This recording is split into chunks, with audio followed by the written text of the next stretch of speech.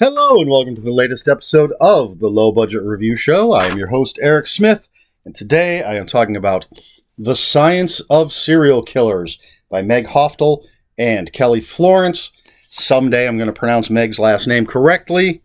I promise. Don't know when, but I will. So this is their fourth Science of book, following The Science of Monsters, The Science of Women in Horror, The Science of Stephen King. Now we have The Science of Serial Killers, and this says, the truth behind Ted Bundy, Lizzie Borden, Jack the Ripper, and other notorious murderers of cinematic legend. So, as always, what Meg and Kelly do is use movies and or books or stories as a jumping off point to not only talk about the serial killers themselves, but many, many subjects that come up in these discussions.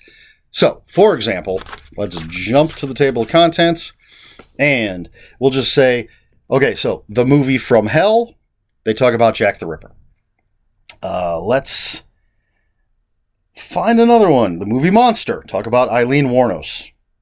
Arsenic and Old Lace, talk about Amy Archer Gilligan. One of my favorites, The Stepfather, I love that movie, talks about John List. Family Annihilators.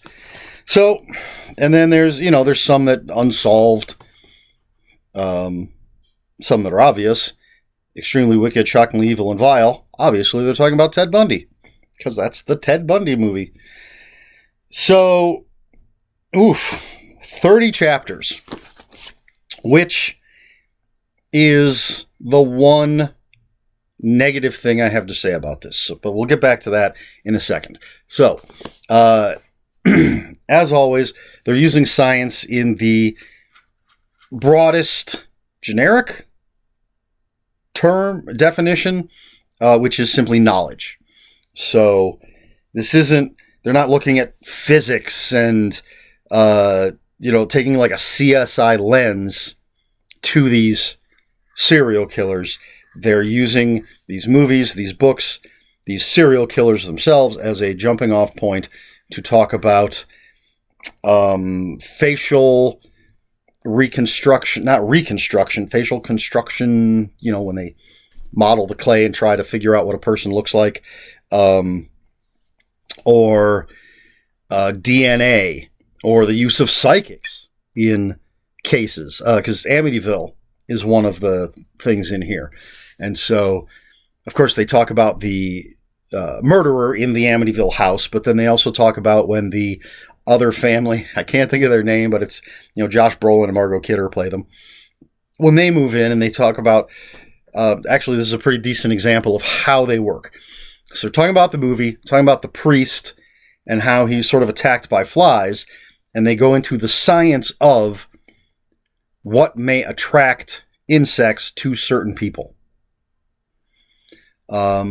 And then they go into a little bit about exorcism, because a priest is called in. And I think it's in this chapter where they go into psychics.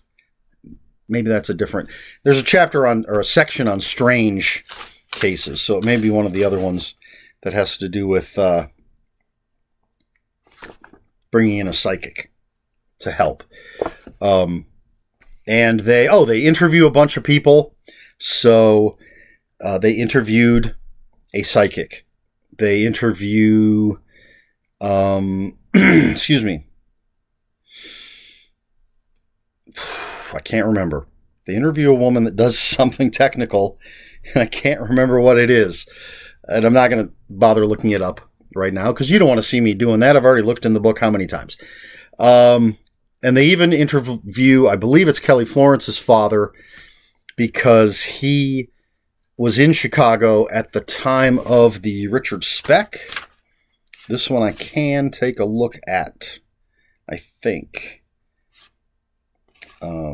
Yeah, I will. So I'm gonna break my own rule that I just said, and we will go. I'm pretty sure. Whoops. Maybe not. Yes. Haha. It is. So Richard Speck. Kelly Florence's father was in Chicago at the time, and that the Richard Speck murders happened. So they talk to him about what it was like, what the atmosphere of the city was like, what he remembers of that summer, whenever it happened. So yes, so it's not just the serial killers, the CSI-ness of it. It's all sorts of subjects that branch off from these things. And this is the one negative thing I have to say. And as I said, also due to the fact that there's 30 chapters, and that is that they cover so much stuff that some things, I believe, get short shrift, I believe is the phrase. There's one thing in particular that basically they sort of bring it up. It gets 2 sentences, I believe, and then they move on to the next subject. And personally, I would rather see maybe fewer chapters and a little more focus on things. Fewer subjects, for lack of a better way to put it. I love that they try to cover so much, technically they do cover so much, but some of it is so quick and almost throwaway.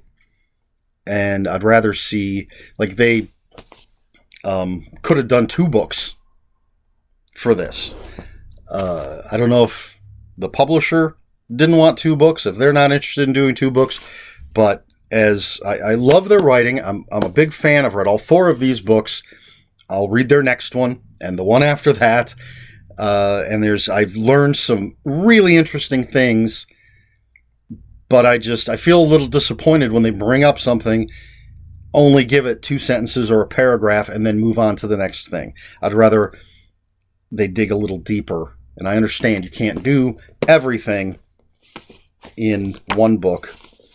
So that's why I'm saying maybe break it up or not bring up certain things, as interesting as they may be. So that is why I gave this book 4 out of 5 on Goodreads. It's fascinating. As I said, I did learn some very interesting things, interesting to me, but I think they're trying to pack too much in. But that being said, and I do want to point out, they are very clear that they are not glorifying serial killers. They say a number of times that that's not what this is about. Their hearts go out to victims and family members and all of that. And I don't think they do. There's nothing in here that puts the serial killers on a pedestal. It's simply a look at what these people have done and the different things behind it, and again, branching off into many different things that they touch on. So just to be clear, this is not sensationalized in any way. And that's it. I think that's all I have to say. I'm not going to sit here and just read you everybody that's in here. I'll throw out some more names, though. H.H. Holmes, John List, I already mentioned. Golden State Killer, Jeffrey Dahmer, David Berkowitz, John Wayne Gacy. You know, the big ones, Jack the Ripper. I am disappointed, I have to say. Not enough to, knock any stars off of my rating or anything, but being someone from near Cleveland, I really would have loved to have seen something about the Torso Killer in here, the Mad Butcher of Kingsbury Run. But, can't have it all. So, there you go. That's The Science of Serial Killers by Meg Hafdahl and Kelly Florence. I recommend it. If you're interested in serial killers, if you're interested in just learning new things, it's fun. The whole series so far, all 4 books have been great. The next one is The Science of Witchcraft. I'm very much looking forward to that. And again, anything else they do, I'd love to see this series just go on for as long as they want to do it. I'll be here to read them. Hopefully, I'll be here to read them. So that's it. Science of Serial Killers. Meg Hafdahl, Kelly Florence. Oh, this is from Skyhorse Publishing. I should have mentioned that at the beginning of this review. but I didn't. All right. There you go. 4 out of 5. I recommend it. And my question is, do I have a question?